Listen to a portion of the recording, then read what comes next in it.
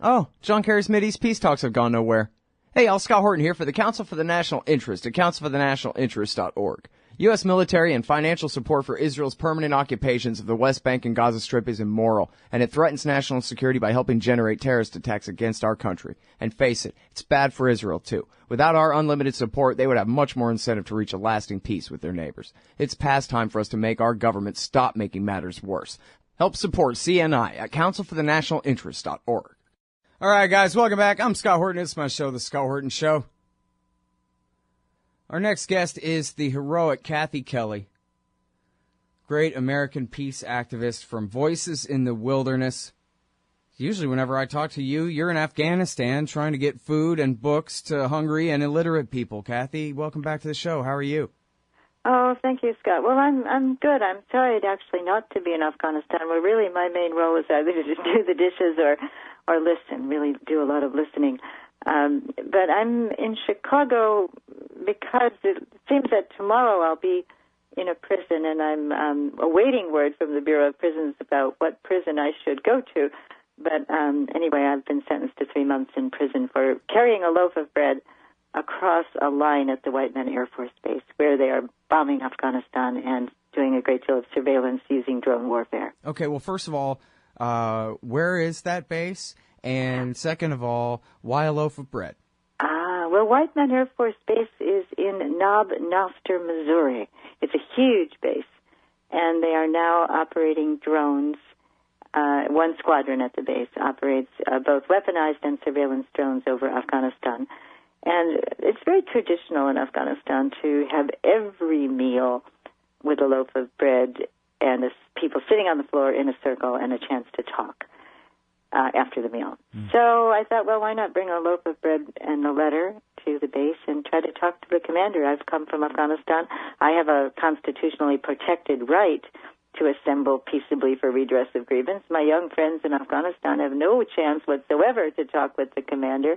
So I thought maybe I should try to do that, along with my friend Georgia Walker and others in the Kansas City, Jeff City area peace movement. Mm-hmm. And now did you already say you've been sentenced to do 3 months in the federal penitentiary? Is that right? Yeah, that's true. Wow. And I read an interview, we're posting it on the blog there, I think, at antiwar.com, your interview that Medea Benjamin did, and she, you answered to her, you've been to jail more times than you can count. Is that right?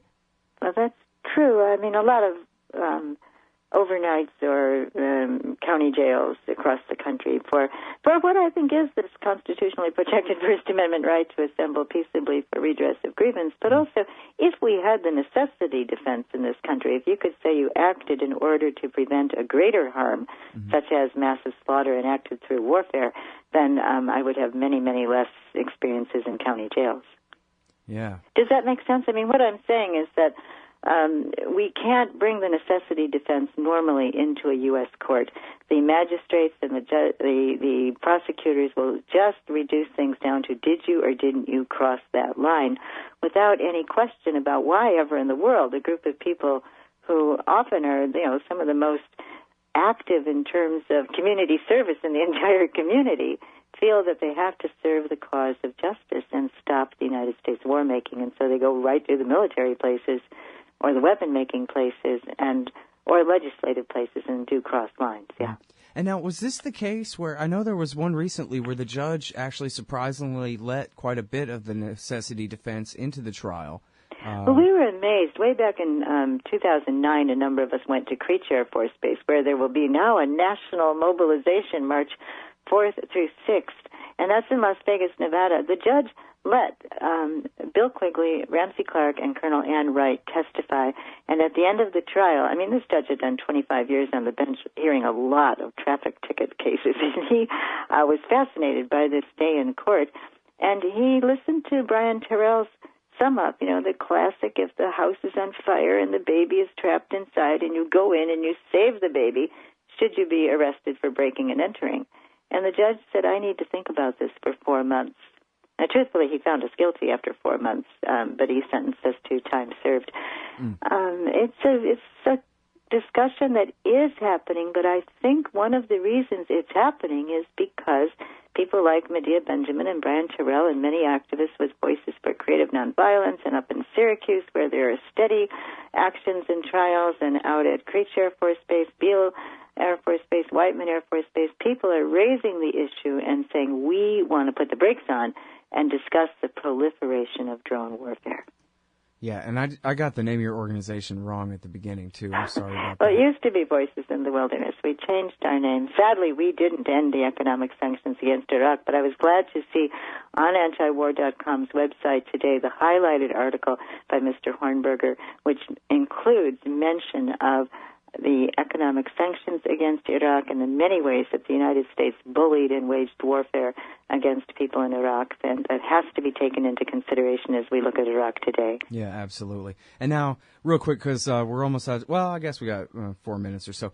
Tell us, what's it like to be an Afghan living under drones?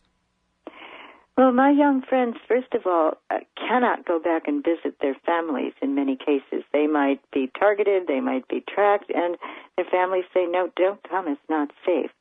On the other hand, 70% of Afghanistan, according to some very credible sources doing on-the-ground medical care work there, like the Network of Emergency Hospitals workers, 70% of the country is under the control of Taliban warlords, of drug warlords, of corrupt officials. So what good has all this surveillance and all of the targeted assassinations accomplished? After all these years, Afghanistan is back where it was in 2001, under control of armed and corrupt and undereducated people. So does the intelligence we need happen? It's very hard to figure out how many children in that country are starving, how many families can't feed their children or give them clean water, how many places are so subject to squalid, sprawling refugee camps that it becomes a healthcare disaster. How many women tried to immolate themselves this year? There were 400 attempts at immolation in Afghanistan last year.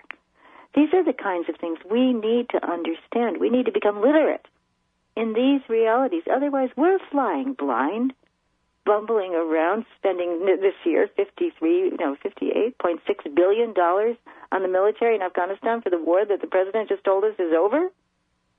No, how many mercenaries, armed military contractors are there in Afghanistan? We don't know.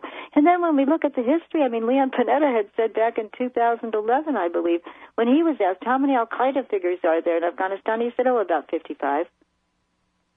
So we lack information, and that's deplorable. And what other countries are ever going to want to work with us when we're considered one of the most menacing, frightening countries in the world? And I can tell you, people in Afghanistan feel frightened and terrified. Who is the terrorist? That's a really important question. Yeah. Now, this sounds maybe crass and a very narrow point, but I'm just curious, and I wonder if you know, to the regular peasants on the ground being bombed by the empire over there, does it make a difference to them that the drones don't even have pilots in them, that in the off chance that the thing crashed, that there's not even a human in there at any risk whatsoever flying around killing them, or it's the same difference if it was a F-16 or a guy with a machine gun?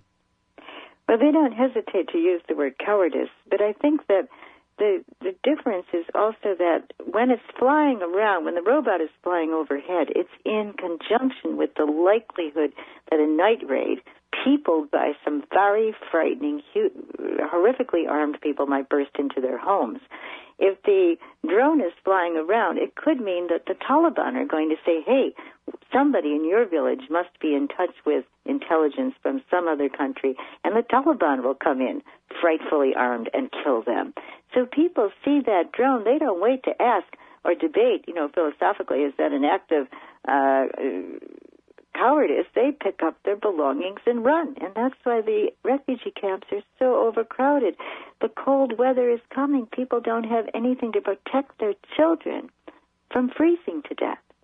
So it's all very, very personal and peppered with tremendous fears. The idea that somebody's watching all of this, I mean, all the time, 24/7, there's this big, huge blimp that everybody can see from every point in Kabul, up in the sky, taking pictures of all of Kabul. But how many people in the United States know about the refugee camps? Sprawling, horrid, squalid camps. People don't have water. They don't have fuel. People freeze to death. The children are out being the only income earners. The income workers are the children. And people in the United States don't know that. What kind of intelligence is the United States being supplied? American sniper. What a hideous thought. Well, you know, the real tragedy is, Kathy, is that if they really gave you the access on, say, you know, cable TV to explain how bad it is, they would simply spin that as a reason why we have to reinvade because the job just isn't done yet. There's still bad guys left to kill and make everything that much worse. And they're actually, it's just like with Libya. If they really told the story of how bad Libya was right now, we'd have an invasion. Instead, they're ignoring it and letting it go to hell on its own, which is better than us helping send it there and make it worse. You know what I mean?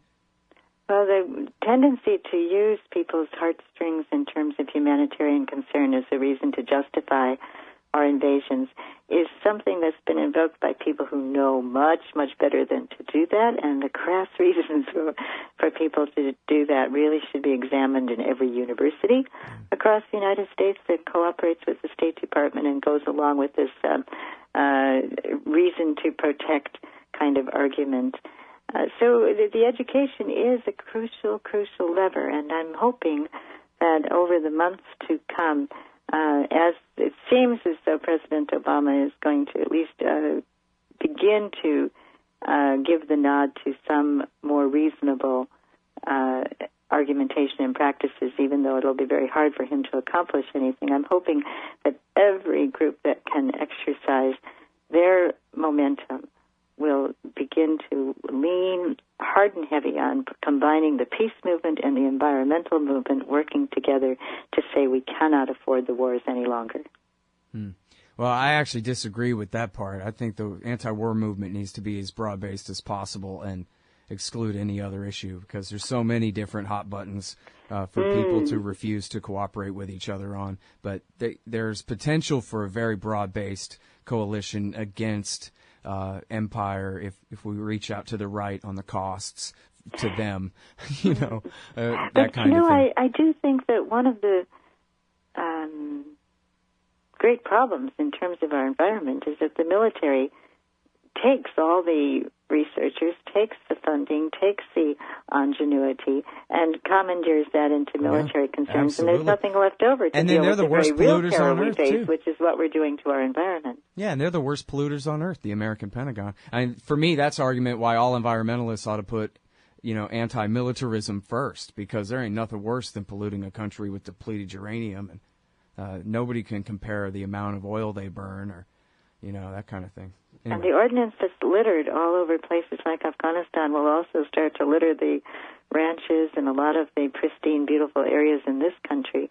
We're so lucky right now to have as our house guests two people from South Korea, from Jeju Island, where people have every single day combined their desire to protect their beautiful island with a desire to eject the militarists who are building bases and have wrecked their coastline by creating berths where U.S. military ships outfitted with nuclear weapons would be able to dock.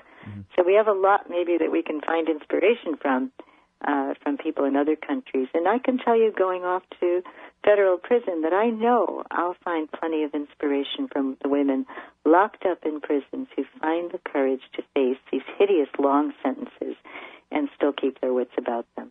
By long sentences, I mean some over 10 and 15 years because of mandatory minimum sentencing and because of the ways in which judges have been tolerant of plea bargaining being used against women and men prisoners in this country.